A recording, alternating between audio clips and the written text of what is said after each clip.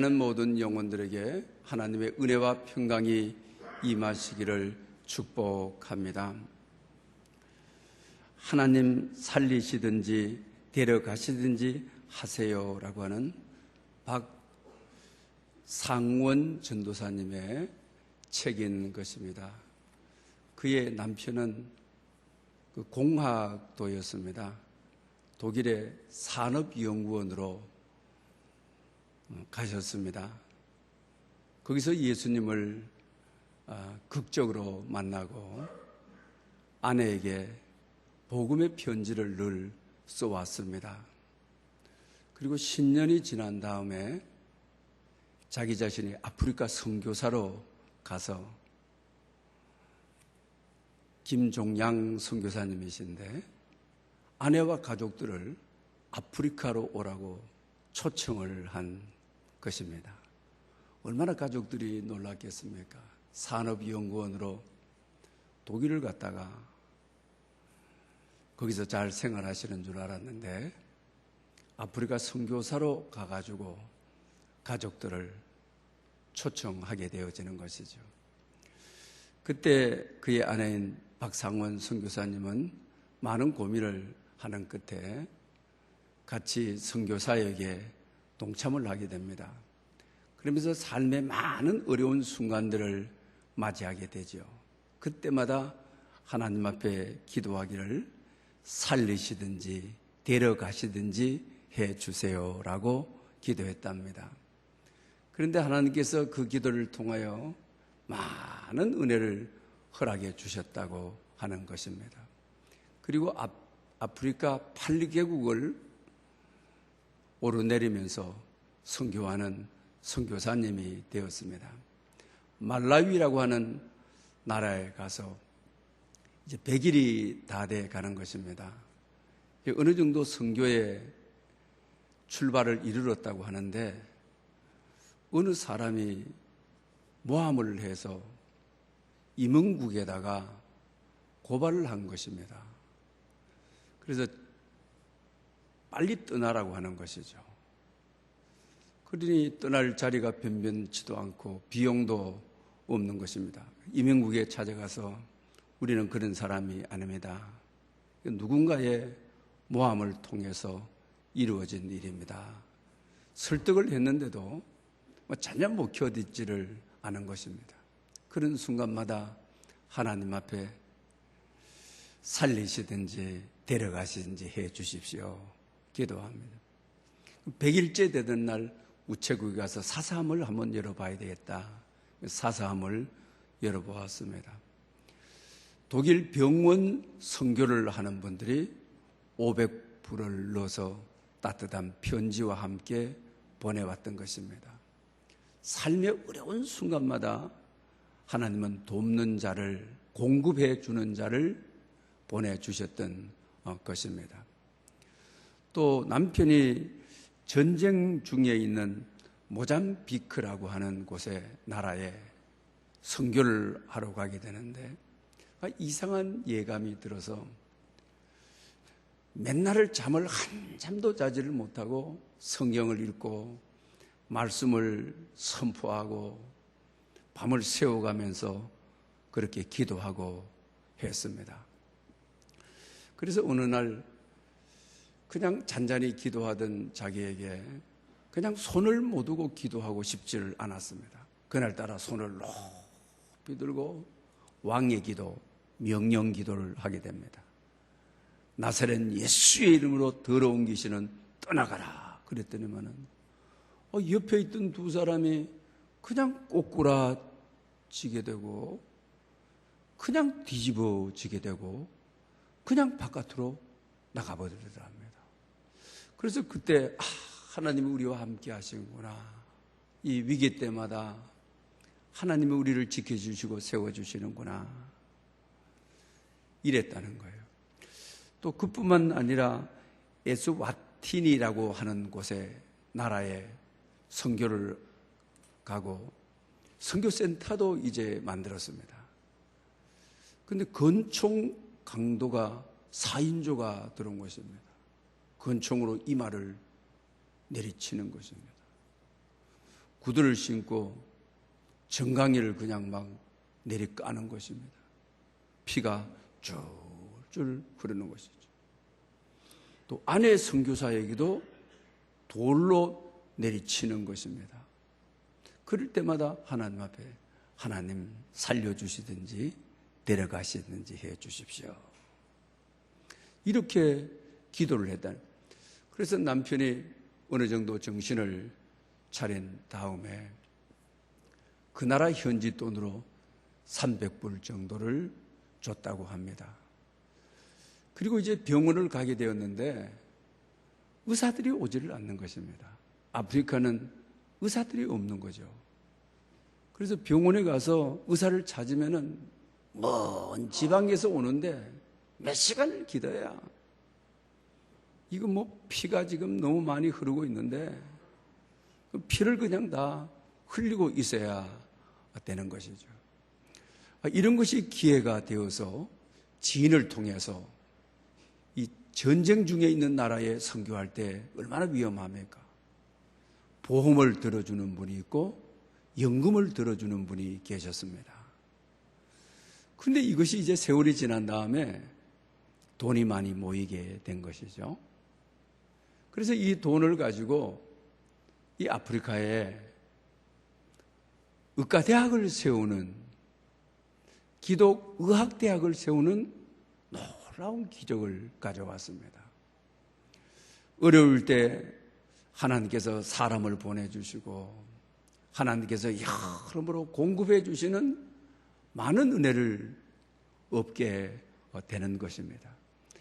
그래서 그가 쓴 기도가 하나님 데려가 주시든지 살려주시든지 해 주십시오. 이 기도인 것입니다. 사랑하는 여러분, 대림절은 기도의 절기인 것입니다. 기도에는 하나님의 많은 은혜를 약속하고 있습니다. 기독교 역사의 가장 큰 진리는 기도는 땅에 떨어지지 않는다. 눈물로 씨를 뿌리는 자는 기쁨으로 반드시 거둔다고 하는 것이, 지금은 손에 잡히는 것이 없고 눈에 보이는 것이 확실하지 않아도 기도는 반드시 하나님이 은혜 주셔서 기도를 통하여 하나님이 영광받아 주신다고 하는 사실입니다. 오늘 보면은 기도의 은혜를 잘 나타내고 있습니다.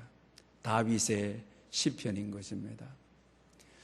다윗은 어떤 처지에 있었는지 모르지만 오늘 보면 2절에 하나님을 나의 왕 나의 하나님이여, 이렇게 기도의 대상을 부르고 있습니다. 아주 은혜로운 말씀입니다. 나의 왕 나의 하나님.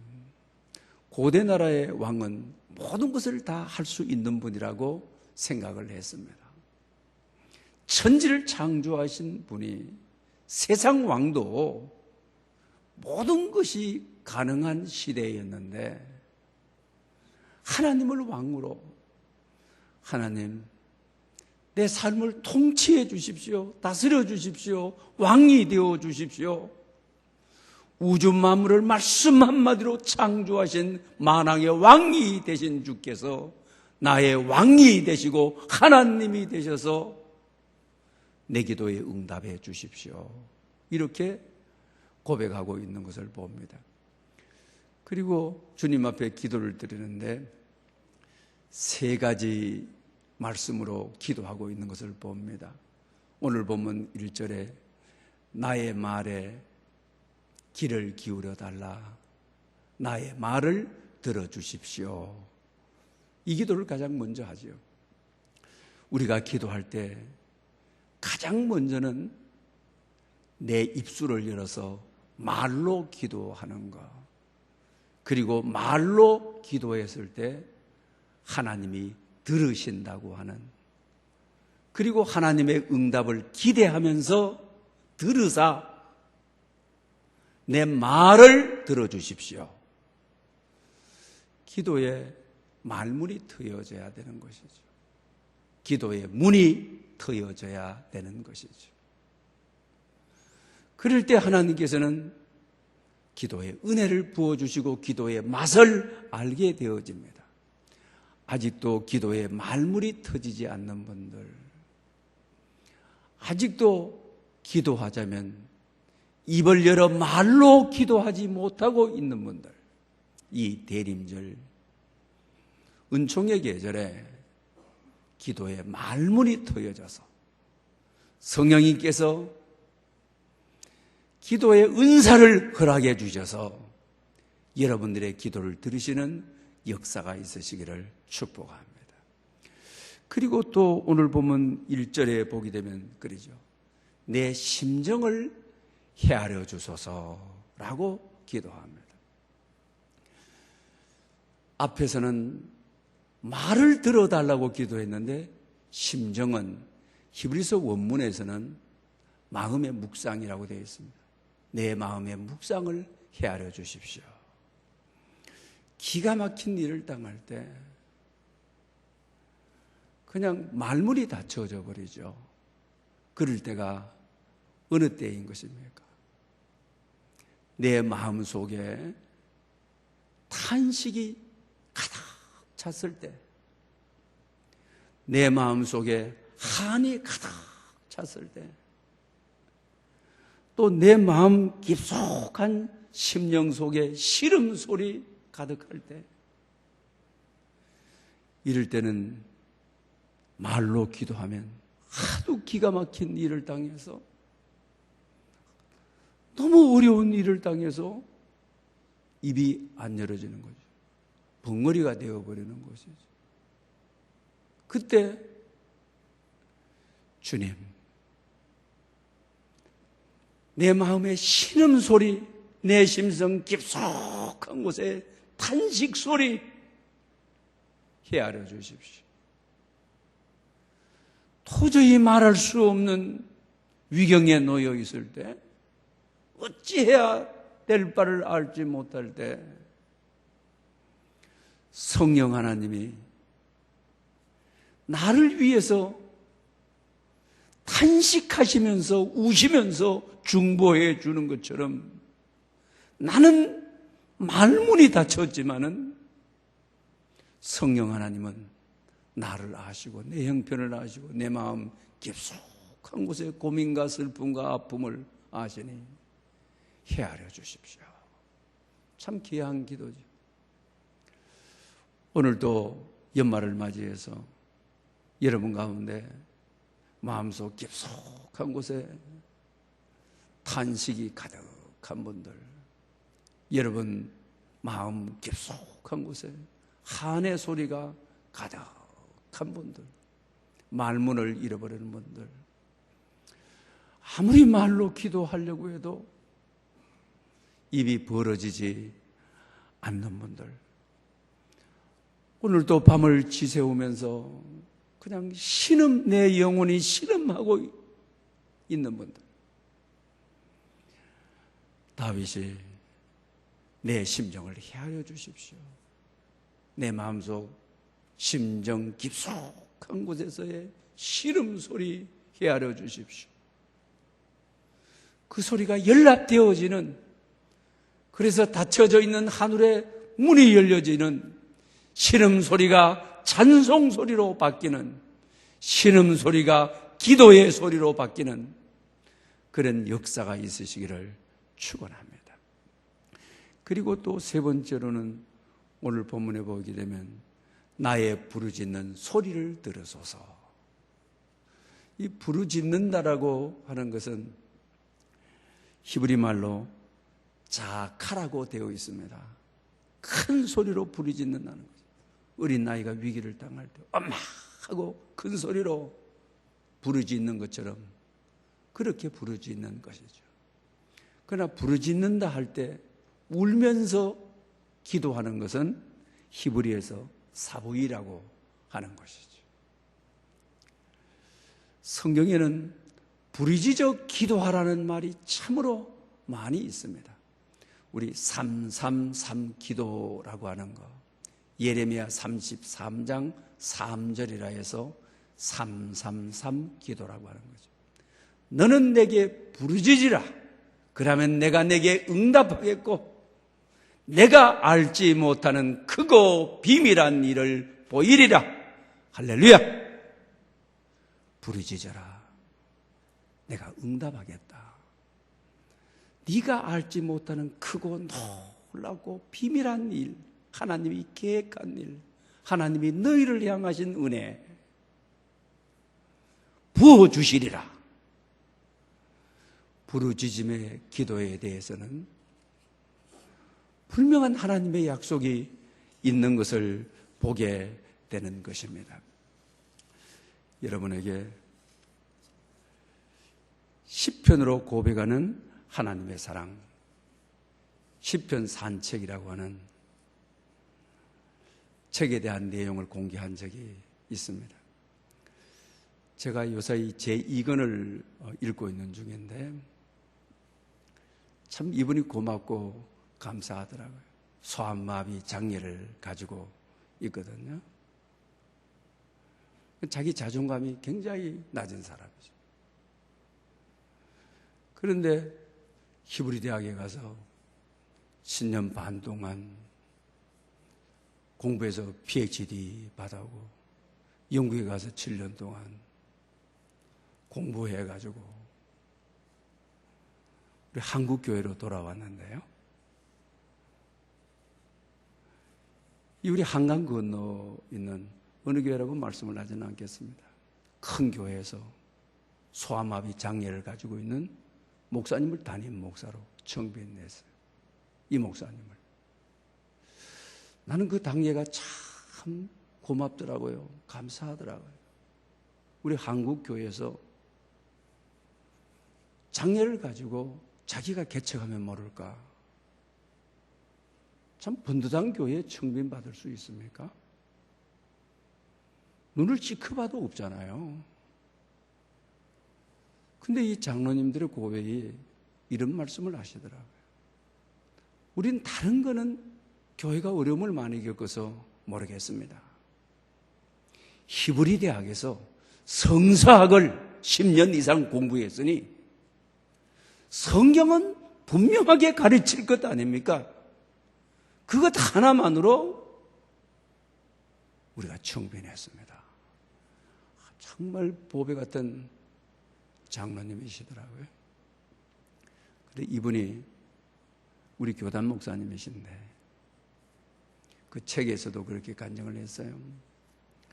고등학교 3학년 때 늦게까지 가해 공부하고 집으로 돌아온다는 거죠. 그리고 깊은 밤에 아무도 없는 밤에 교회에 가가지고 하나님 앞에 그냥 부르짖으며 울면서 샤보이 울면서 하나님 앞에 기도를 드렸다고 하는 거죠.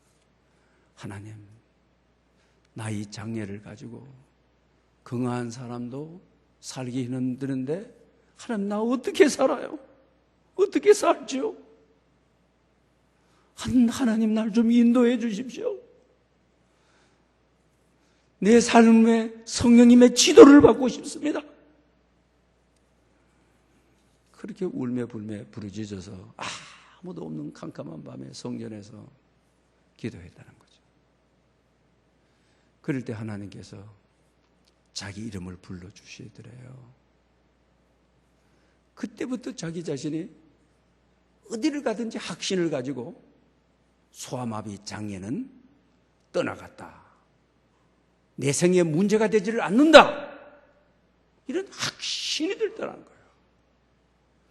그래서 그 힘드는 히브리 대학을 들어가고 영국을 가게 되고 오히려 이 소아마비 장애 때문에 더 사랑을 받고 교수님들이 선한 안내자가 되어서 자기를 이끌어주고 이 장애가 이제는 장애가 아니라 하나님의 은혜가 되고 사람들의 관심이 되고 사람들이 자기를 은혜로 지목하게 되고 한국교회에서 내라로 가는 교회에서 장애를 가지고 있는 자기를 담임 목사로 청빙해주는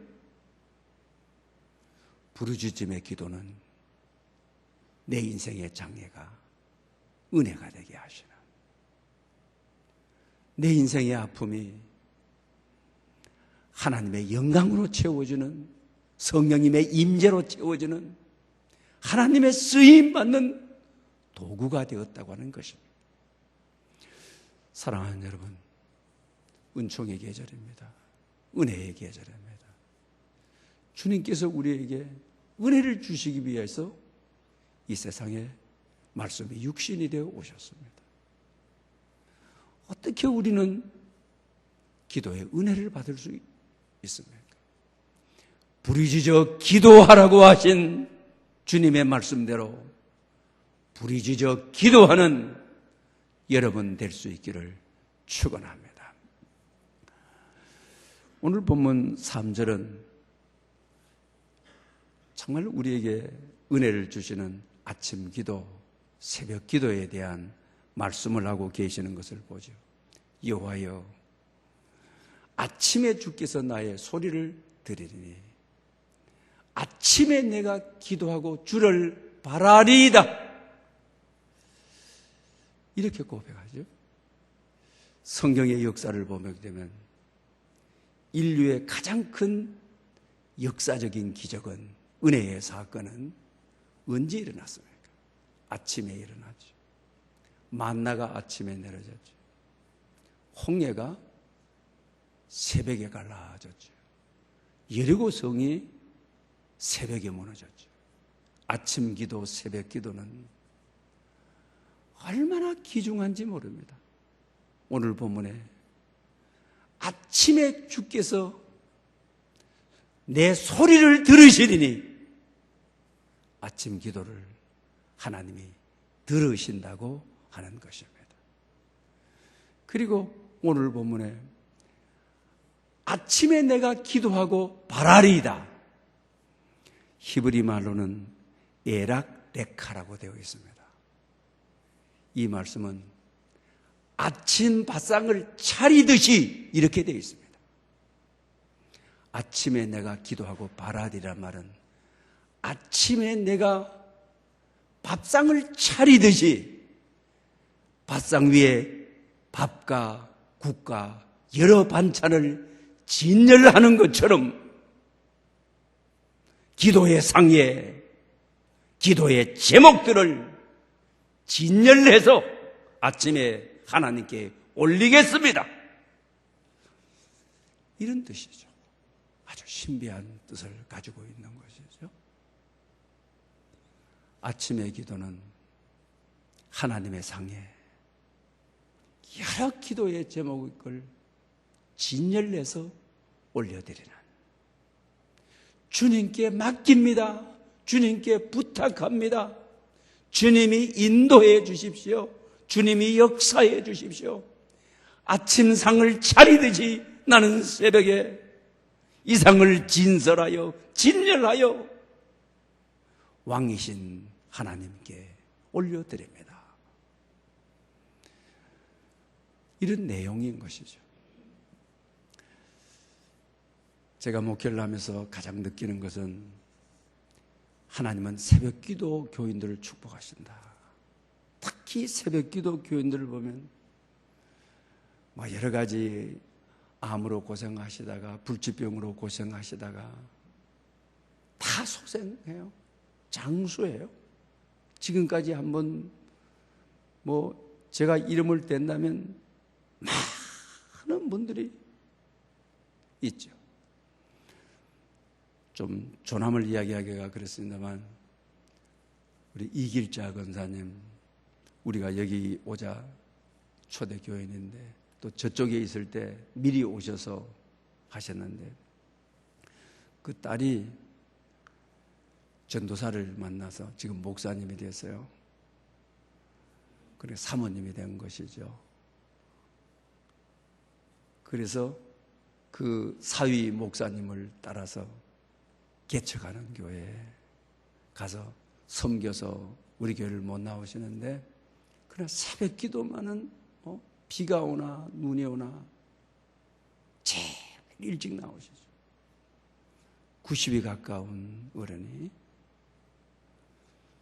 옛날에는 고생을 많이 해가지고 참 아픔도 많고 제대로 걷지도 못하는 분인데 제일 늦게까지 기도하죠. 정말 그분은 새벽에 나와서 목회하는 사위, 또 아들이 사실 자기가 원치 않는 친구하고 가까이 지내다가 자기가 다 덮어쓰고 원치 않는 곳으로 몇 년을 가 있어야 되는, 나중에 가서 다 누명을 그게 부쉈습니다마는 그런 아픔과 슬픔을 많이 겪은 분이죠. 정말 마음속에 탄식이 가득하면 새벽 기도에 나와가지고 아침상을 차례들이 올리는 것처럼 기도의 제목을 하나님 앞에 그렇게 진열하죠. 이분은 그냥 기도하는 분이 아니죠. 막 방언 기도를 할 때 보면 가장 누가 듣든 안 듣든 막 깊숙이 들어가서 그냥 막 기도를 하시는 분이죠. 또 침묵으로 기도할 때 보면 아주 깊게 알 수 있지 않습니까? 그러신 분이죠. 그런데 지금은 여러분 그 숱한 어려움을 다 겪으면서 아들이 그랬을 때 얼마나 낙심되고 힘들고 죄 없는 아들이 애매하게 얼마나 아프고 지저했겠습니까? 그러나 하나님께서 이 모든 것을 회복해 주신 것이죠.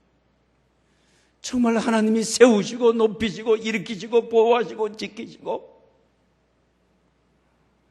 그런 역사를 가져온 것이죠. 여러분, 아침 기도는 능력이 있습니다. 다윗도 아침에 나의 소리를 들른다고 했습니다. 다윗도 아침에 아침상 차려서 주님 앞에 올리시듯이 모든 기도의 제목 올려드린다고 하고 있습니다. 여러분의 삶에 극한 어려움이 있는 분들, 기도가 필요한 분들,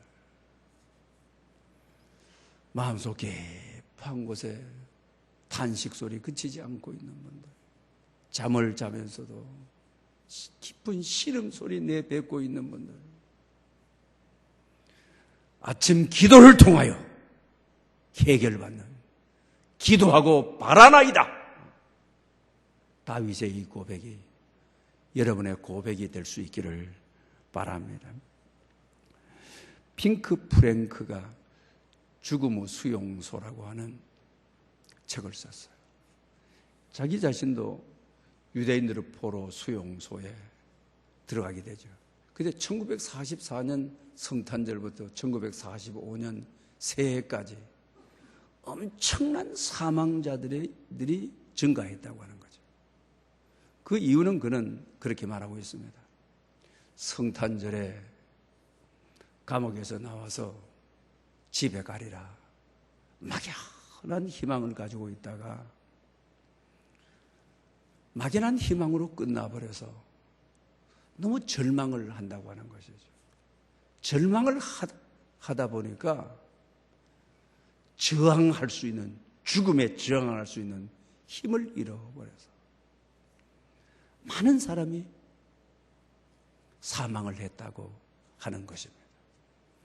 우리 기독교의 인내라고 하는 것은 그냥 이를 꽉 깨물고 버티는 것이 아닙니다. 대림절은 인내의 절기, 기다림의 절기가 아닙니까? 주 예수 그리스도를 믿고 그를 신뢰하고 그에게 소망을 가지고 기도하며 기다리는 절기가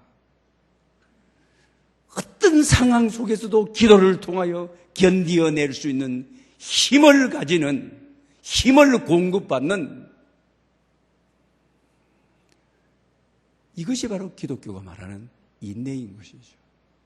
기다리는 인내의 계절, 대림절에 아무리 힘들어도, 아무리 절망적인 상황이 도래한다 할지라도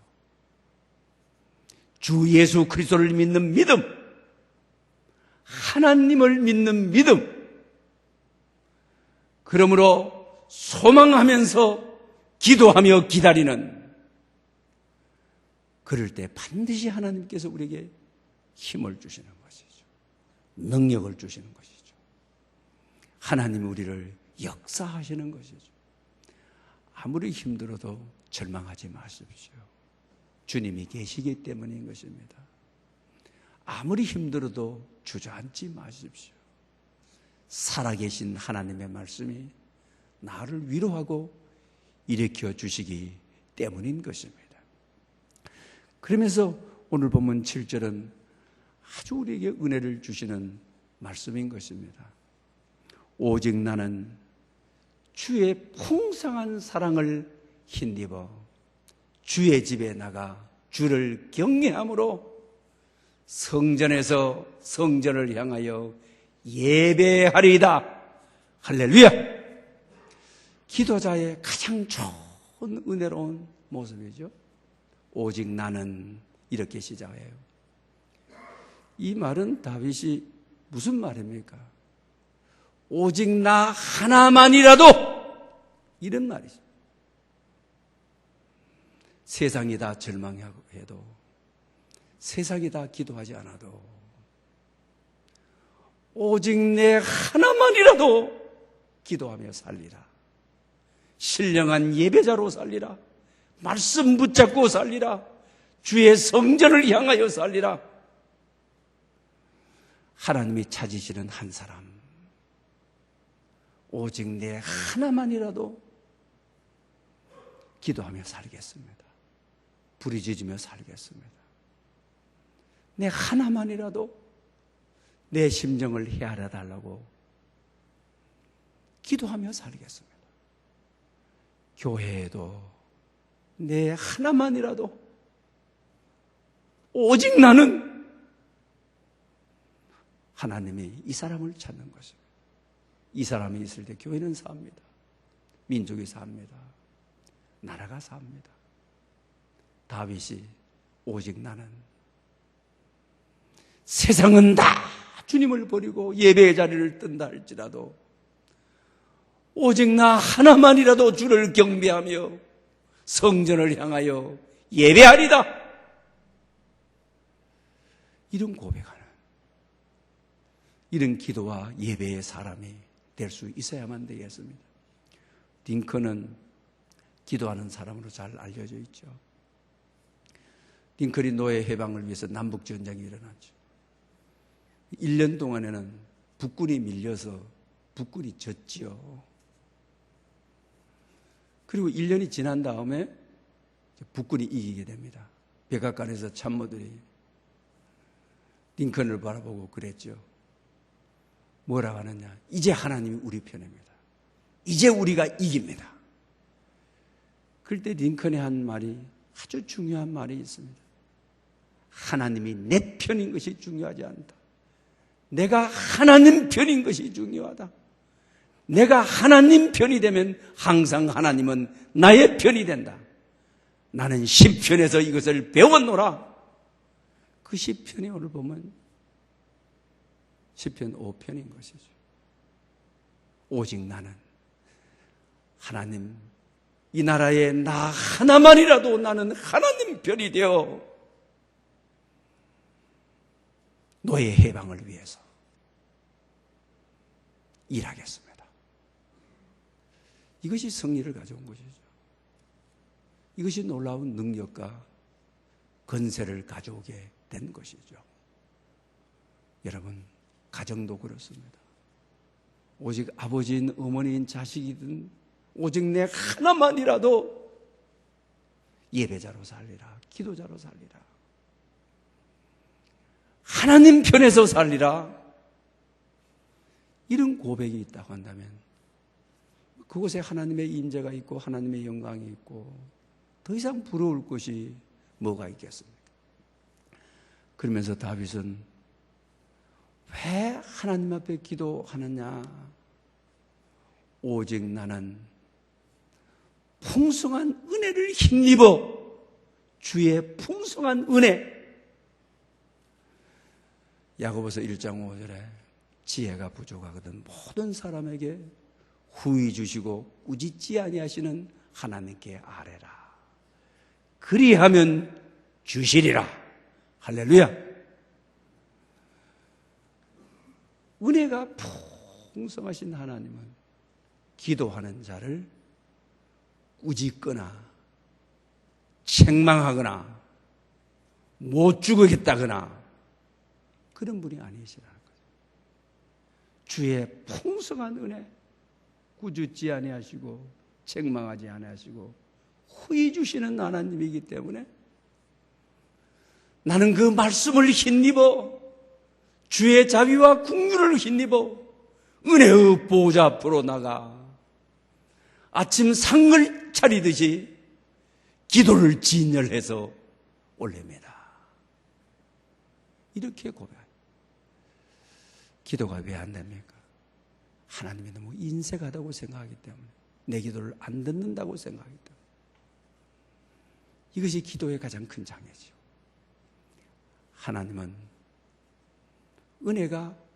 은혜의 풍성한 사랑이 있는, 풍성한 은혜가 있는 분이기 때문에 구하는 것보다도 더 주시고 찾는 것보다도 더 주시는 분이 하나님이신 것입니다. 다윗처럼 이런 생각이 있을 때 기도는 응답받는 것입니다. 그 다음에 또 기도의 장소를 이어가죠. 주의 집에 나가. 가정에서도 기도할 수 있고, 길을 가면서도 기도를 할 수 있고, 직장에서도 기도할 수 있는데, 그는 그의 기도는 너무 절박했기 때문에 주의 집에 나가, 거룩한 성소에 나가 기도한다. 얼마나 좋은 선택인 것입니까? 그리고 마지막에 기도자의 가장 중요한 것이 기도의 자세인 것이죠. 주의 집에 나가 주를 경외함으로 성전을 향하여 예배하리다. 기도의 좋은 자세는 경외함과 엎드림, 예배는 엎드림이라는 말에서 나온 것이죠. 하나님이 받으시는 좋은 예배자의 자세, 하나님을만 바라보는 경외하는 마음, 엎드리는 하나님을 왕으로, 나는 백성으로, 하나님을 목자로, 나는 그의 기르시는 양으로 엎드리는 자세인 것이죠. 여러분 생의 마지막 순간에 남기고 싶은 말이 무엇입니까?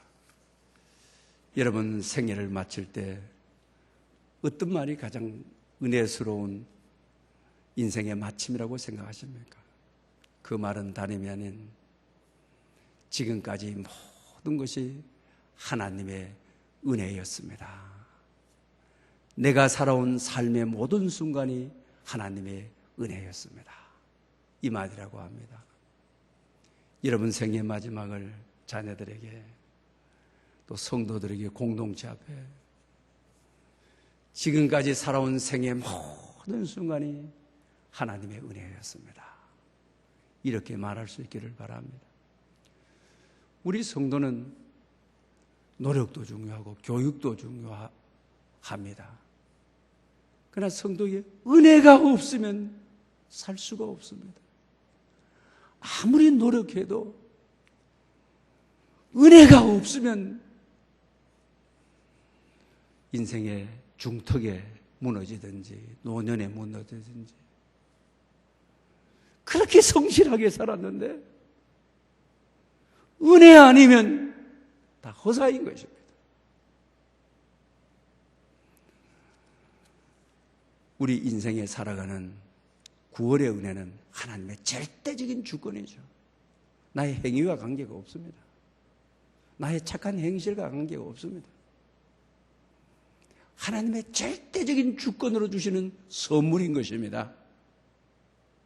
그러나 하나님이 우리의 태도와 자세를 보시고 주는 은혜가 있습니다. 다른 것은 다 하나님의 주권적으로 이루어지는데 그것이 바로 무엇인 것입니까? 하나님을 기쁘게 하는 자세, 태도, 주를 경외함과 오늘 본문에 주를 경외함으로 아버지께 나갑니다. 이 자세. 성전을 향하여 엎드립니다. 예배합니다. 엎드림. 다른 모든 것들은 하나님의 주권적이지만 하나님을 경외하는 자세와 간절히 엎드려서 기도하는 자세, 하나님이 은혜해 주시는 것입니다. 엎드린 자에게 기도의 은혜가 부어지는 것입니다. 여러분 생에 은혜가 많으시기를 바랍니다. 노력하는 것보다도 모든 일이 이루어질 때마다 하나님의 넘치는 은혜가 여러분 입에서 나오고 삶의 구구절절이 느껴지고 여러분의 삶이 이 대림절 기간 은혜로 수놓는 그런 역사가 있으시기를 축원합니다. 기도드리겠습니다. 오직 나는 주의 풍성한 사랑을 인입어 주의 집에 들어가 주를 경외함으로 성전을 향하여 예배하리다. 이런 은혜가 우리 생애를 통하여 이루어지게 하옵소서. 이 말씀이 나의 고백이 되고 나의 노래가 되고 나의 간증이 되게 하옵소서. 매일 다윗의 고백처럼 오직 나 한 사람이라도 하나님을 경외함으로 엎드려 기도하여 기도의 은혜를 누리게 하옵소서. 예수님의 이름으로 기도드립니다. 아멘. 주신 말씀을 생각하면서 찬송가